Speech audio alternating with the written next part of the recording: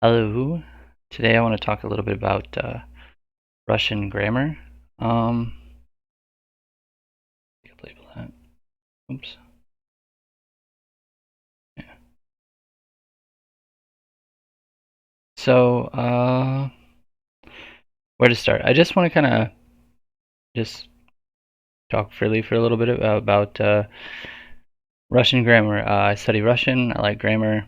Figured I'd make a video in English. I'm not a native Russian speaker, and I'm bound to have some mistakes in what I say, but I think overall my content will be correct, even though I may have some mistakes. Um, Basically, language is used for communication. People have ideas, they want to get those ideas across, and they get those ideas across in, say, the main thing that you utter is going to be, I'm not really sure what the proper word, what the best word would be for this, but say like a text or a utterance or something. If it's writing, you might think of it as a paragraph, but people don't speak in paragraphs, and language is originally for spoken purposes. That's what it was originally created for. Um, so you have this large chunk of speech, that maybe is 10 words, maybe is 50 words, or 100 words. That's kind of all one unit of expression. And within that unit of expression, there are various kinds of building blocks. Um, the largest two being phrases and clauses, right? And phrases and clauses, which a sentence is a type of clause, those are built primarily out of nouns and verbs. Um, it's not only nouns and verbs, so there's also other stuff. But the core fundamental units are nouns and verbs. And then the other stuff category could include things like um, interjections, conjunctions, adverbs, adjectives, um, this other kind of word that could be called a gerund, participle, adverbal. There's another word even that I've heard. Maybe those three that kind of describe this different type of word in different languages, that tends to have a quite different role in different languages. It's the word that's somewhere between a noun and a verb. It's usually built off of a verb, but being used somewhat like another part of speech. Um, yeah, and there's other ones that I missed too. So those are usually words that either modify nouns or verbs, or even other parts of speech, or they sort of uh, provide a framework for you to hang your other your clauses and phrases on. So they'll provide the structure so that the listener can interpret the big picture. Uh, yeah. So the two fundamental building blocks are nouns and verbs. And in Russian, you have 6 cases for nouns. Let's put this all the way off to the side because I don't want to focus on this. So 6 noun cases. You have nominative, which I consistently spell wrong. I think that's correct. It's either an I or an A in there, but nominative, genitive, and if you're curious, nominative in Russian is imenitelny падеж, so nominative case, падеж case. Genitive родительный падеж, dative, дательный падеж, accusative, which is винительный падеж, instrumental, and that is творительный падеж, and finally prepositional, aptly named, which is предложный падеж. And so these cases basically the way that cases work, because we kind of have them in English, but they're very not a big deal. We almost don't have them. Um, so we do see cases in English with third person pronouns. So let's see, nominative would be he. It's going to be the subject. So he went to the store, and you wouldn't necessarily. I don't know that you would use the same exact names for the English words, but I'll kind of. I mean to use the Russian words, but give an English version to help explain. So he went to the store. Let's see, on ходить в магазин. So he went to the store. He there, and in Russian it's on. Genitive would genitive has a lot of different possible uses, but the most common is possession. It's kind of the easiest to comprehend. It's usually the first one the first one you learn, and it's one of the most common uses. So possession. So in English, third person singular pronoun would be his. So his dog, his cat. The pronoun in Russian would be его. So его собака, кошка его. So his dog, his cat. Dative also has many uses, but you can think of it probably the best starting point is to think of it as the indirect object. That's one of its primary roles. So the indirect object, we also have this for the third person singular pronoun in English. So let's see. I'm trying to think. I was trying to think of a sentence that would be use both the dative case in English and in Russian, but I may not be able to do that. So let's just say in English you could say, I gave the ball to him. And I didn't want to do that one because I'm not sure that... я дал ему мяч. So ему there is the dative case for the third person masculine singular personal pronoun in Russian, ему, and him is the English equivalent there. Accusative, so let me think for a second. This should be the same. Yeah, in English we also use the word him. So this is going to be the direct object. So I hit him. She likes him, for example. So it's the same form in English, but in Russian there is a separate form. So if we're talking about third person singular masculine personal pronoun, then the form, if it's a animate object, meaning it's something alive, then it's going to follow the same form as what we had in the genitive case. If it's inanimate, then it'll follow the same form that we had in the nominative case.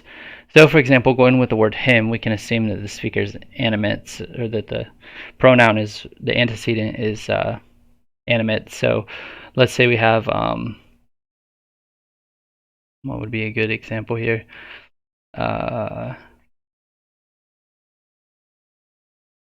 So она сестра дарила его. So the sister hit him. And actually in English and Russian both, that's the direct object.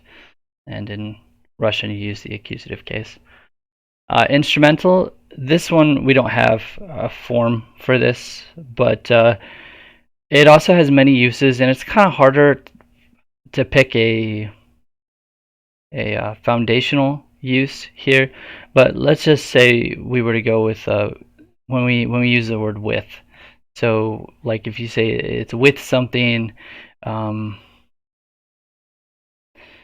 some reason I'm having a I can't actually even think of the other uses off the top of my head right now for the most part, other than with prepositions and with certain verbs, but pretty much all of them have that as an option. So let's just say it's with the word with, for example. How about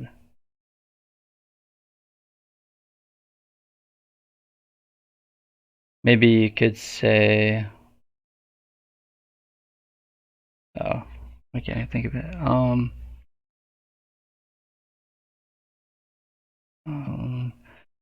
yevo, yemu, yevo. I can't think of the form of the pronoun right there. So let's just say Doch ходил в магазин с папой. And there is a preposition used there. The word s is a preposition meaning with, and in this case the preposition took the instrumental case. So papa s papой. So there's an example there. And prepositional case, so aptly named. We also don't have this in English. There's no equivalent. This one's easy. It is used with prepositions. The tricky thing is all of these, right? Oh, let's see. How do I want to do that? I'll just make them bold. So all of these right here can be used with, I can put little stars there.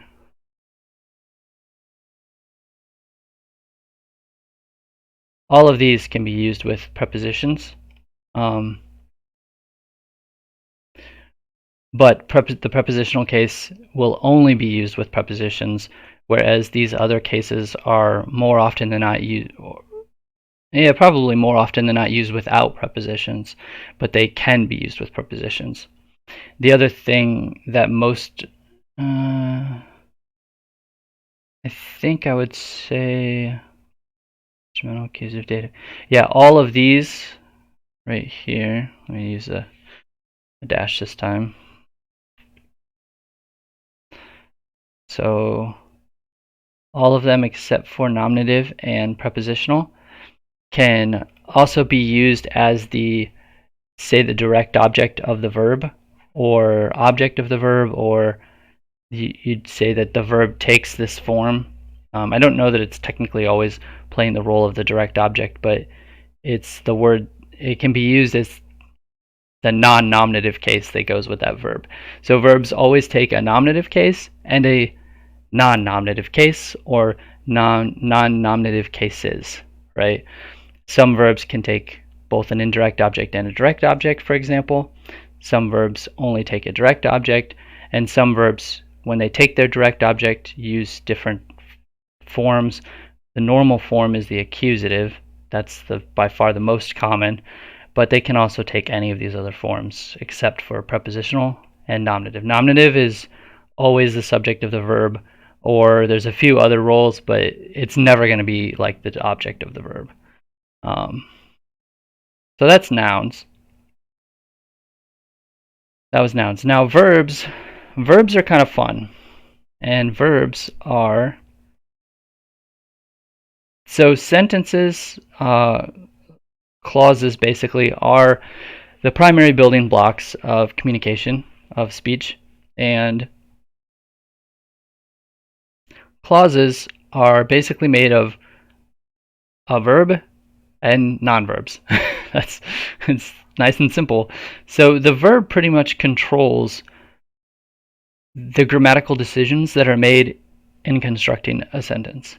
You build a sentence around a verb, and that's true probably, say, 95% of the time. Nothing in language is always true. Like, very rarely are things always true 100% of the time in language. Language study just doesn't work that way. But the vast majority of the time, the sentence is built around the verb. And there are other kinds of words that go with that verb to fill in the fuller idea. And sometimes the other words can be grouped into their own categories, like phrases, for example. But the phrases are still working with the verb in some way, whether they're helping declare what did the action, when the action was done, where the action was done, why the action was done, who the action was done to, these kinds of things. Typically, they are giving some kind of commentary on the verb. And to me, that's a fair way to think about speech and language. So in Russian, Russian is heavily conjugated, as you just saw from the nouns, but the verbs are also heavily conjugated. And here we might have, let's see, I think I want to use Viju, but I tried to record this video already and I made a lot of mistakes when I tried to conjugate it. So Viju is I see. And when you memorize vocabulary in Russian, when you memorize verbs, it's best to learn the verbs in pairs. Because Russian verbs have two forms. How to say this? Because they have like two primary forms, and each primary form can be broken down into many different forms. But the different forms that the primary form can be broken down into usually follow regular patterns. Just like in English, when you conjugate a verb, you usually see regular patterns. Those what I guess what I'm calling secondary forms for now, just without using the proper vocabulary just yet. Those secondary forms follow more or less regular forms, but the two larger categories occasionally follow a pattern, but more often than not they don't follow a pattern. So trying to memorize a pattern won't get you very far. You pretty much just have to rote memorize the verbs as a pair. The word viju does happen to follow a pattern, and so the root form vidit, and I'll do it over here, uvidit.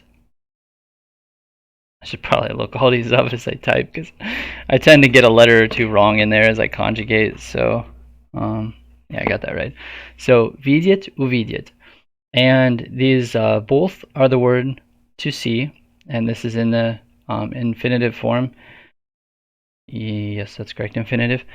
And like the dictionary form, it means kind of the same as in English, to see.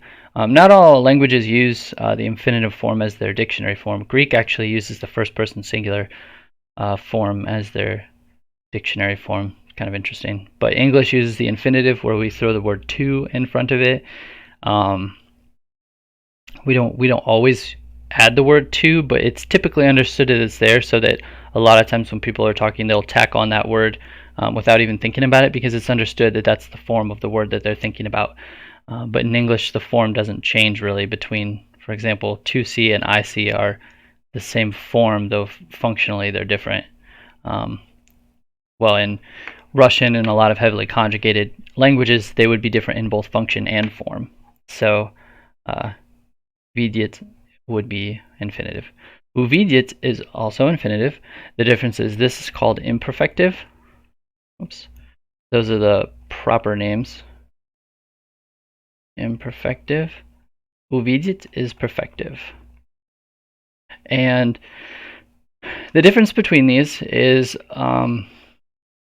also kind of like case endings. It can be pretty difficult to explain in accurate detail, full and accurate detail. But basically, I should have moved these down one.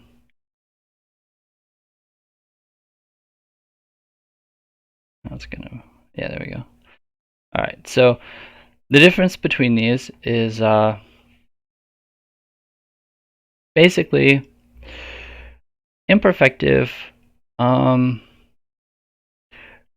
is like the more like the base form, I guess. So if you just wanted to throw the word without doing anything extra to it, typically the imperfective would be the form that you think of. That's not the whole of the picture. Imperfective also tends to have more of a sense of ongoing action, I guess is an okay way to say that. Whereas perfective typically has this added idea of completed or completeness. And what that actually means to a verb depends both on the tense of the verb and to some extent on the meaning of the verb itself. So usually the stock, the prototype meaning of the word that you would have in your head is probably going to be along the lines of the imperfective meaning, and then the perfective will be some slightly nuanced adjustment to that that depends a little bit on the meaning of the word. So let's see if I can give examples. So this actually is not such a good one. Sometimes they're a little clearer and sometimes they're not, depending on the meaning of the word. So видеть, увидеть. The difference here would be something like sometimes увидеть could carry the weight of have seen, like I have seen, as in it's something that I did that happened in the past that's completed. Maybe it's to imply that it's not going on now or that it was fully completed. Увидеть could carry that sense, but it doesn't have to. That's definitely not the best normal translation, is just to throw it with the word have or has. I actually forget the name of that grammatical construction in English, but that's not really the best way to think about it. It's just the only one I can think about for this word. How about the word есть, поесть, to eat, or to eat in the perfective form, and there it has the sense of like I ate all of it, I finished it, I ate all of it. I want to say citat, pacitat. If I conjugated that correctly, if I got the perfective form correct there. So the verb is to read, and I think the perfective there has the weight of like I finished reading. Probably I read the whole book, or I read the whole whatever thing I'm kind of referring to at the moment. It also could mean I read a little bit of. I feel like I have that in my memory from somewhere that somebody told me that. The word to eat was, I think, a pretty clear example. It's the difference between like telling someone, yeah, I ate, or yeah, I ate all of it. I ate all my plate. I finished eating. It's like that difference. And like I said, sometimes it's harder to describe what the difference is because it's really subtle, and sometimes it's pretty easy to describe the difference because it's kind of extreme, and it depends on the meaning of the word. So видеть, увидеть. And let me just check real quick by scanning my book here. Yes. So they also have tenses, and let me make sure I get all of them here. So every verb has an imperfective and a perfective. Then every verb also has, I'm going to, let's see, where do I want to add this? I'll just add it along the side here. We have infinitive form. We have the present tense form. We have the past tense form. Yeah. Past tense, future tense, conditional. They're listing that in my grammar book. I wouldn't have actually even thought of that as a different form, but they're listing it, so I'll explain why in a minute. Conditional, imperative. And then we have what they're calling deverbals. I thought I had heard them called, verbal adverb is a type of that anyway. These are just the other category. We're not going to spend much time on there because I don't understand them very well, and it's really more advanced grammar. These deverbals are not used in regular speech very often. When they are used in regular speech, they're used in a form, more often than not, they're used from a form that is so commonly used that it almost becomes like another part of speech, like a noun or a verb, when technically someone with a deeper understanding of grammar would be able to recognize that it's a deverbal, but it is used often enough that it almost doesn't even register that way in the brain. So yeah, we're not going to spend, it's usually more used for formal writing is where you would see that the most frequently. That's true in Russian, and that's true in Greek from what I understand. I studied Koine Greek in college for 3 years, and at least in Koine Greek that was true there. It's used in more stylized forms of Greek because they're pretty complicated. Yeah, so the main ones here, you have the infinitive form, which I guess I could have wrote that up here because that is this form here is the infinitive. Present tense. So this is kind of interesting because present tense, the perfective does not exist in the present tense. The present tense will only be imperfective. So I put little stars there. Oops. Bah. Oh, come on. All right. So the present tense only exists here. And actually, I guess the stars aren't necessary because all of the other forms exist in both. It's just the present tense. Maybe I should just put the star here, saying this doesn't exist. So the present tense is just like it sounds. It's what's going on right now. And a really fun thing about Russian is the way the verbs conjugate. So the verbs conjugate. It's heavily inflected language. Present tense and past tense conjugate differently, which I don't know. For some reason, I love that. I really like that fact. So let's say if I maybe over here, maybe I can choose like a different color or something. It's getting a little bit repetitive. So if we try to conjugate this, I should probably give labels. So we have, oh, that's hard to see. Yeah, I picked a dark background, so I don't think I'm going to be able to choose anything that's not dark. So we have person. That's also not easy to read. Oh, come on. There we go. All right, so we have first person, second person, third person, and we have singular and plural. These didn't keep my colors, it looks like. I don't know why I did that. Okay. I wanted to make it different.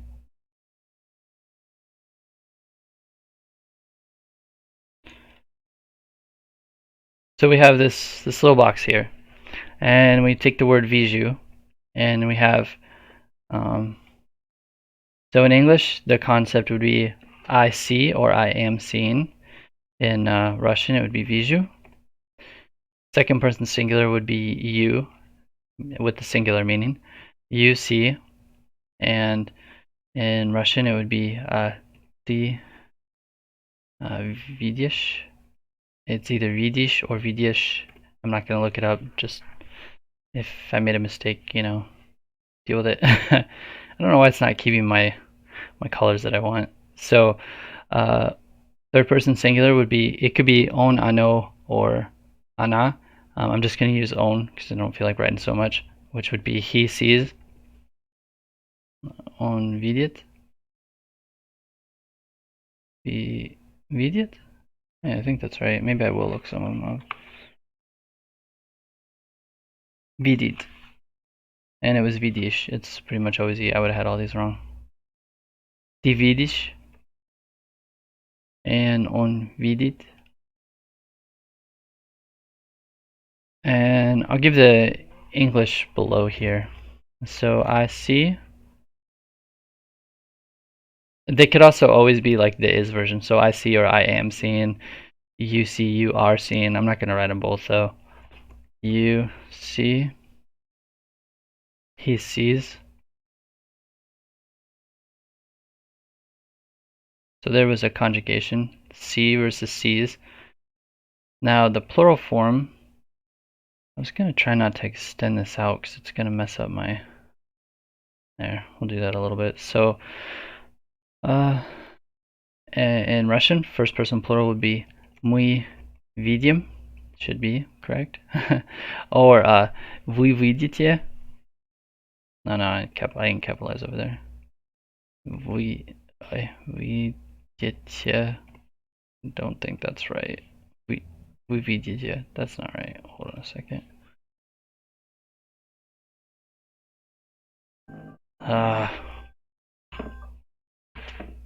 So видите. I need to look that one up too. That doesn't look right. Видим. It was im. I've been consistently spelling this word wrong for a long time, so I see that now. I always put a ye there when it's a e. So вы видите, and third person singular, они видят should be correct. Они видят. Double check real quick. Yes, only one I got right. So let's see. So in English, these carry the idea of we see you, plural, see, or they see. Did I have that? Sorry. I see a dog, you see a dog, he sees a dog, we see a dog, you see a dog, they see a dog. So this is the only one that sees in English. It's a bit strange, but so yeah, there we go. There's the I didn't write the pronoun here. So this would be я вижу.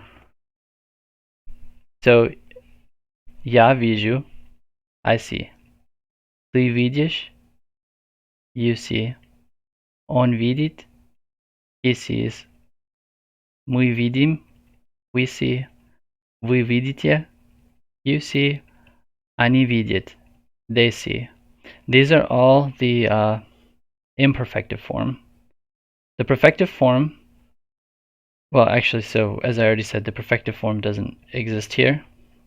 So let's go to past tense. Imperfective form categories are going to be singular and plural still. So we have singular, oopsie, English. Singular and plural. And here, though, we don't conjugate based on person. And I kind of guess I've already shown what person is. In case someone didn't know, person would be the difference between I, you, and he. And one place we commonly talk about person is for anybody who's a writer. First of all, you're probably already going to know what person is. But if someone is familiar with books and writing, but they didn't already know, a common difference is the difference between first person and third person. If a story is written in third person, the narrator regularly uses the pronouns like he, they, she, it, for example, to describe the main character or characters and what is happening. Every description, most books are one or the other, first person or third person fully, and so typically you'll see in a third person story everything will be described using those pronouns, and you will not see the pronoun I, for example, unless it occurs in like dialogue or something, where it's actually the characters in the story speaking. But the narrator never speaks with the word I, because the narrator does not show that they're like entered into the story. They're talking about the story. They're talking about the story from an outside perspective. They're not talking about the story from an inside perspective. So first person, the narrator, again, they typically don't break between the two. So usually the entire story will be written with the pronouns I, describing something that the narrator themselves did, that the narrator witnessed, that the narrator went through, that the narrator has firsthand experience and knowledge of, and it ties the narrator to the story. So that's a good difference. And occasionally there are stories in second person, although it's really rare. A really interesting story that I liked, The Book Thief. It's been years since I read it, but I'm pretty sure the majority of the story is in third person with occasional first person interjections. And like that's kind of the entire beauty of the story. Like I felt like the main thing that made the story so amazing to me was this like slow revelation that the narrator was first person but not involved directly in most of the story, and they sort of introduce more and more first person as the story goes on, and at the end you finally find out who the narrator is, and it's really good. I liked it a lot. So anyway, first person, third person, those that's how nouns conjugate in the present tense, which I didn't label that, but it's a label's not going to fit nicely anywhere on there. So in past tense, however, the nouns conjugate still based on singular or plural, but instead of person, they conjugate based on gender. So you have masculine, which is right. We'll write it out. Masculine, feminine, and neuter. And I'm not really sure why. You would think it would keep the formatting that I want for every box. We're gonna have to do this again. Did I mess things up? That was a little too far. Right there. Okay, so singular form here, and this is also nice because these are really regular. The forms up here in the present tense are pretty regular, but there's actually still a few different options that can be used, like which pattern of regularity to choose, which is part of why I consistently misspell my conjugations. But that and being a lazy student. But in the past tense, it's like really regular, so it's very easy. So this will be the imperfective form, and I'll include the pronoun я видел. I should use on. So он видел, она видела, он is he, она is she, оно видело, видело. Yeah, I can't. The neuter is actually not that common, and I just kind of say it sloppy usually when I say it. I'm not sure how to pronounce it really nicely. Sorry, because technically it's O, but it usually sounds exactly the same here because unless the O is stressed, it sounds like an ah anyway. So она видела, оно видела. But if the accent was on the end, it would be оно видело. But I don't believe on this word the accent is at the end, so it'd be still оно видела. And plural. Plural, there's actually only one form, so actually this shouldn't go here, this should go down here. Plural. Which is они. So it's они видели. And the other nice thing is the pronoun ending matches the ending of the word in the conjugated word. So они видели, оно видело, the o, и, and then nothing and nothing, он видел. Yeah, so I shouldn't write singular or plural actually, because here plural is just its own thing. So there's also a lot less forms. Let me look real quick, make sure I didn't miss anything up. Nope, I did not. So that is imperfective. I can label it here. Imperfective. Hey, it kept my formatting that I wanted. And now we'll give the perfective. So it's basically going to be exactly the same. This was a nice word where things you just add u on the front. So on uvidel, она увидела,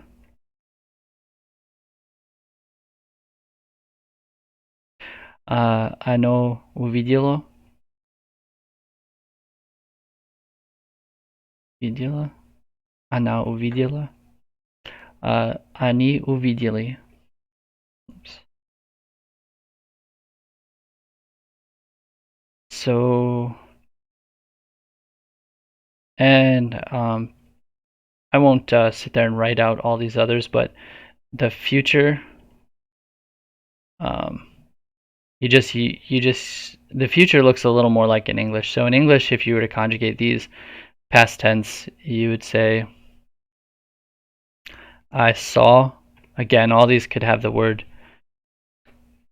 Actually, here there is kind of this distinction. This is an exact distinction, but closer to the perfective would be I saw.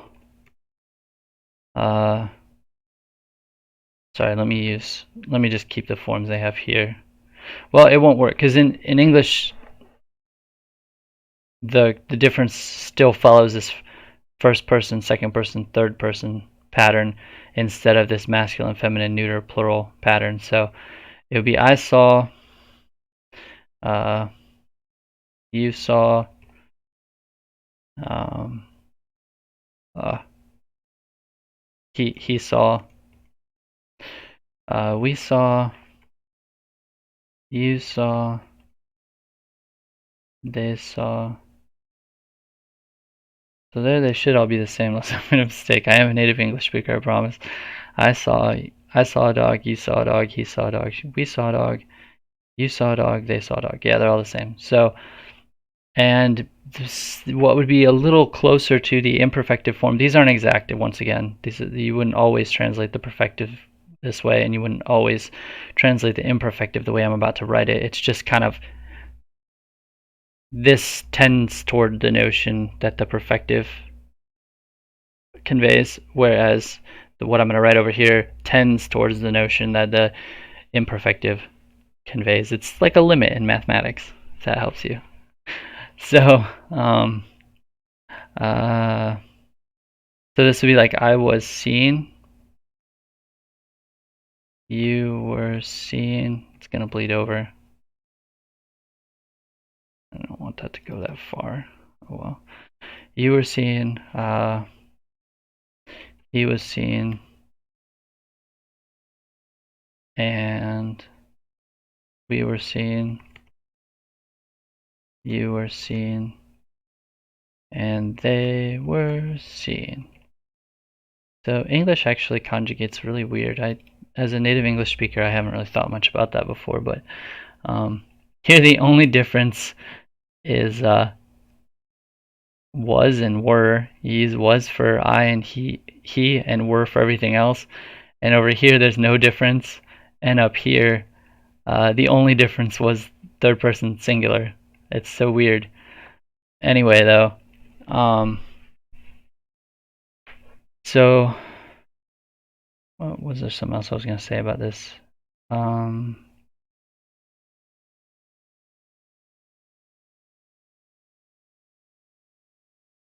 don't remember. I don't think so. Oh, I know. The whole reason that I brought this up actually was because I'm not going to go over the whole future tense, but in Russian, the word for to be, as in like am, was, be, were, like that word, is the word быть, which when you make something in the future tense, you do almost like what I did right here with the past tense in English. You just add the be word, but in the past tense. So,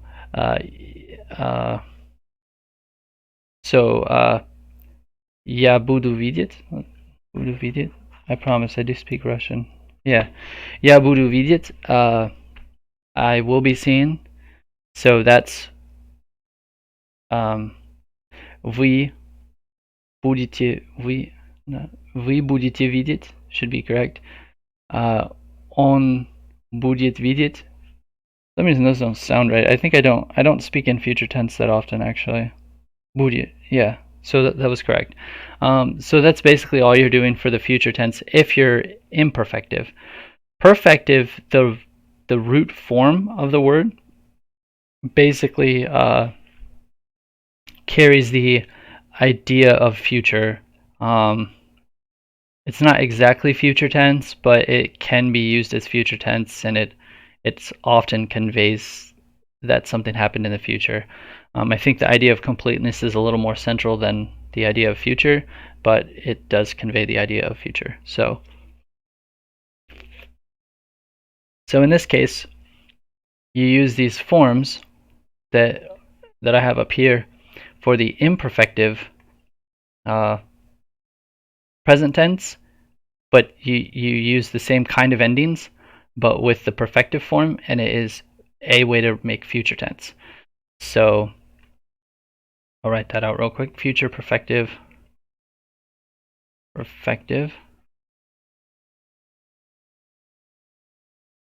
and that is so я увижу,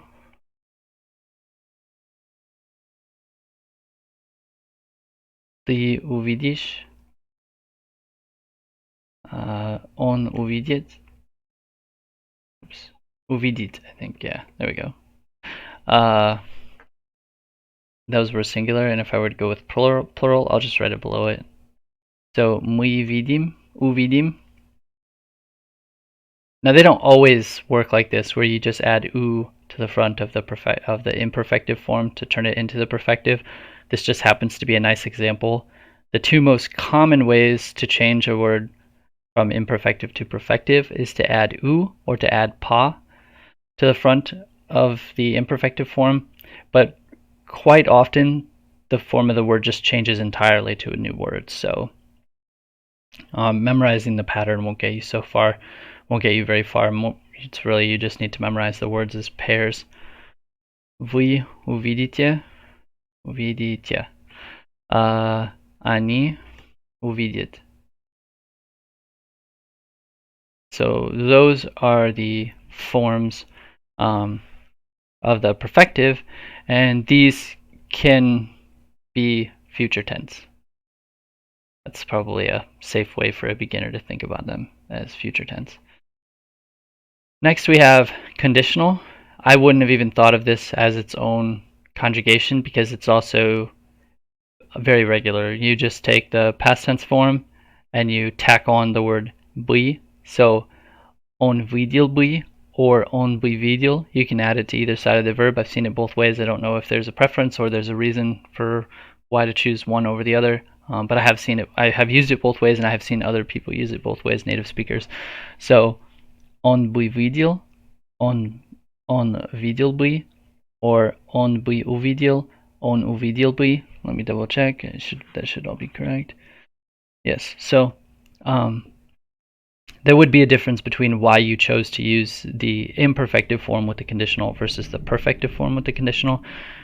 That's not actually something that I know off the top of my head what the difference is. I don't know. I'm actually not sure if I've learned that, but I know there would be a difference. But as far as conjugating, it's not really a conjugation. You just always add the word by. Imperative. This one was interesting. So I'm using my little grammar book here occasionally to look over at things. Barron's 501 Russian Verbs. Excellent book, and they make these for lots of languages. They're really nice. So the imperative form is one that I would not have got correct at all for this because it's very strange to me. So imperative, you're going to have both perfective and imperfective. Oops. Imperfective and perfective. That's a lot of space. So in the imperfective form, and then they only have two. Some languages actually have like at least a third person command. So imperative is when you give a command. Some languages have a third person. I don't know that languages have a first person. Maybe, I'm not sure. But in English, we only really use second person. I'm not sure. Maybe you can use another person, or maybe I feel like in older English you might be able to use third person, or at least they did when they translated the Bible sometimes, like let us go down. But I don't know if that's legitimate English or if it was just a method of translating what was legitimately a third person command in Hebrew. Anyway, so in Russian, according to what I'm looking at in my grammar book, there's only two second person singular, second person plural. In English, we also only use second person, and we only have one second person. It's singular and plural. There's no difference. So in English. So we have second person singular, which is the, is the word you, that's singular, and we is you, that's plural. And my older English is not very good, but one of those should be thou or thee, and one of those should be whatever the other form is. I wish I remembered, because we had it in older English where there was a, what the heck just happened? There we go. We had it in older English where there was a distinction between singular you and plural you, and it's common enough that most people have heard it, which is, but maybe not common enough where people have heard it a lot, which is why I can't think of what the second form is, or even remember. I think thou is actually genitive and thee is accusative. I think it's accusative singular. Ye might be the other one. Maybe it's thee and ye. Ye might be plural, but I'm not sure. I can't remember exactly. But we had them. We don't have them now. Now we just have one word you that encompasses both of these concepts. Russian, they still have singular and plural forms for you. Imperfective. So this was what was very interesting. So according to this grammar book, the imperfective form is smotri and smotritia. Whoopsie, that's Greek. Smotri, smotritia. What's very interesting here is this is actually the root form of a completely different word. Smotret means to look at, as opposed to just to look, it's to look at. So the difference is if you, well, and actually it's the difference between look and see. So see doesn't necessarily imply volition. You didn't necessarily will to see, you just saw. You don't know whether you wanted to see it or not, you just know that you saw it. To look implies some volition behind the action. That is, you didn't just happen to see it, you intentionally looked at it. And smotret is the verb meaning to look. I think the pair should be smotret, pasmotret, whereas this one is vidit, uvidit. But for some reason, it's very interesting. They listed this verb form as the imperative, imperfective imperative for vidit. And I mean, I guess it kind of makes sense. How can you command someone? I mean, you could command someone to see, but I guess they don't have that. They just command someone to look at, which, again, if you're commanding, then the idea of volition is probably going to be implied. So it kind of makes sense, but I just thought that was very interesting. They probably could have just left these as asterisks, because I didn't look it up, but I'm pretty sure if I look up the word smotret, we would see these same two words there under the imperfective imperative form. Perfective, though, it does exist, and it's uvid, uvidya, which I also didn't know. I don't go around commanding people to see that often. So uvid and uvidya.